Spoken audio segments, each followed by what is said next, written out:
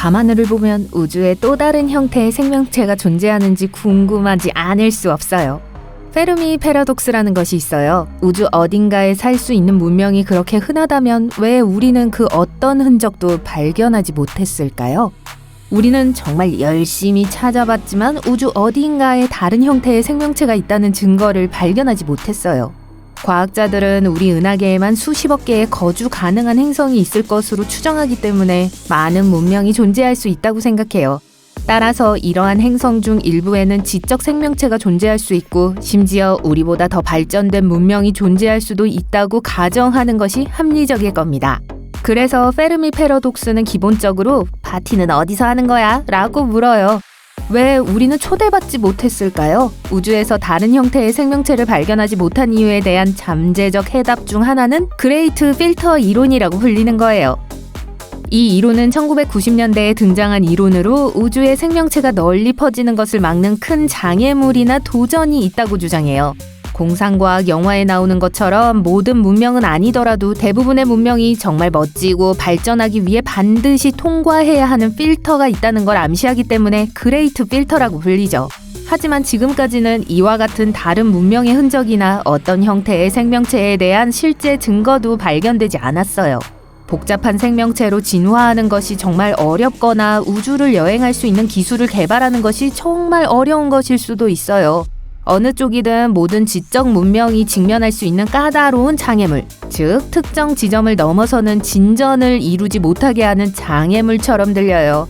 어느 정도 발전 단계에 이르렀다가 소행성 충돌이나 환경 재앙과 같은 파괴적인 사건이 발생했을 수 있어요. 아니면 스스로 멸망했을 수도 있고요. 그리고 빵! 그들이 성취한 모든 것이 사라져요. 따라서 그레이트 필터는 지적 문명이 다른 문명과 접촉하거나 다른 행성을 식민지화할 수 있을 만큼 충분히 발전하지 못하도록 막는 일종의 장애물이 있다는 걸 암시하죠. 이 이론은 두 가지 흥미로운 시나리오를 제시해요. 첫 번째는 필터가 우리의 과거에 있으며 우리는 이미 그것을 극복했다고 말해요. 우리가 일반적으로 가장 어려운 단계와 테스트를 통과했다는 뜻이죠. 우후! 하지만 그건 또한 지적 생명체가 우주에서 상대적으로 드물고 우리가 현재 존재하는 유일한 선진 문명일 수도 있다는 의미도 될 거예요. 따라서 우주는 지적 생명체에 관해서는 상대적으로 텅 비어 있을 수 있어요. 즉 우리가 다른 행성에서 친구를 사귀고 멋진 우주선을 타고 그들을 방문하게 될 가능성은 낮다는 뜻이죠. 슬프지만 두 번째 시나리오는 훨씬 더 나빠요. 필터가 실제로 우리의 미래에 놓일 수 있다는 거예요. 우리는 아직 이 미스테리하고 상당히 진보된 테스트에 직면하지 않았어요. 즉 아직 실패할 가능성이 남아있다는 뜻이죠. 만약 필터가 실제로 우리의 미래에 있다면 이는 많은 지적 문명이 존재하지만 모두 우리가 생각하는 것보다 더 빨리 직면할 수 있는 동일한 장애물을 극복하기 위해 고군분투하고 있다는 걸 의미할 수 있어요. 그들은 이러한 테스트를 통과하고 살아남아 우리에게 혼자가 아니며 자신들도 우리를 방문하고 싶다는 메시지를 보내려고 할 수도 있죠.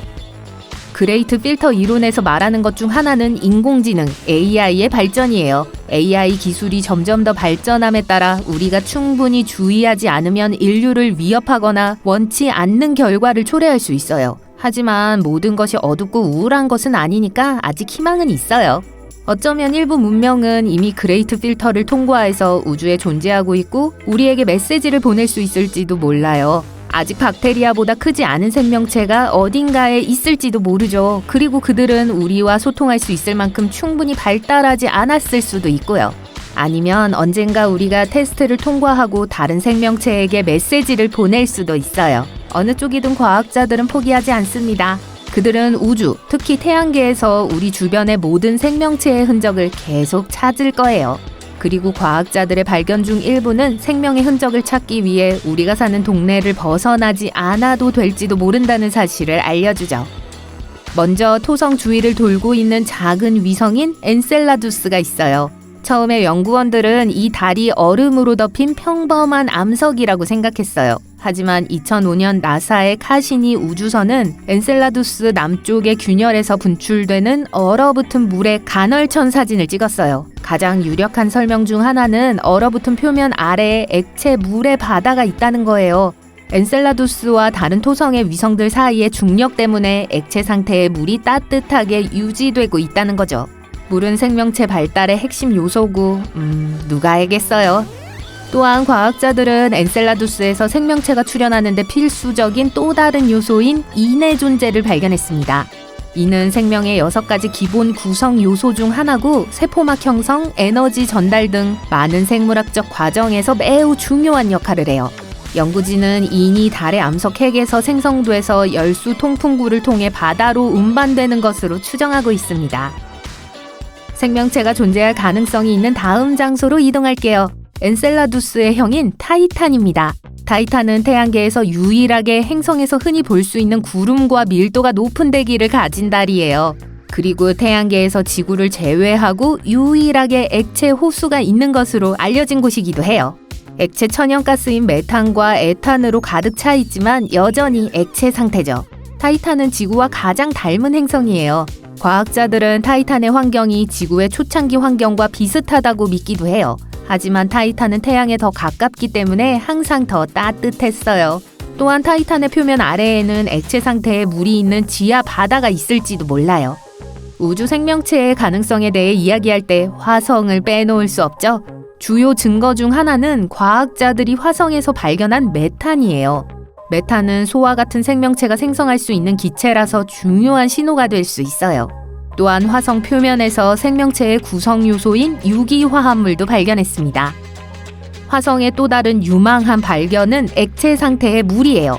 극지방의 만년설 아래에 호수가 있을 수 있고 과학자들은 이 호수에는 미생물 생명체도 있을 수 있다고 생각해요. 유로파는 목성 궤도를 도는 위성 중 하나입니다. 유로파에도 물이 많을 가능성이 있어요. 거의 26km 두께의 지각 아래에는 지구의 모든 바다를 합친 것보다 더 많은 물이 있는 짠 바다가 있을 수 있어요. 이 신비한 바다의 바닥에는 암석으로 이루어진 해저가 있을 가능성이 높습니다.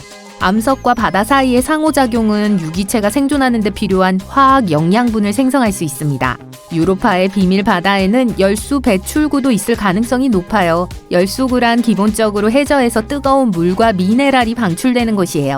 이 열수구들은 지구의 다양한 생명체를 지원하니까 흥미롭게도 유로파에 비슷한 생명체가 존재할 가능성이 있다는 거죠.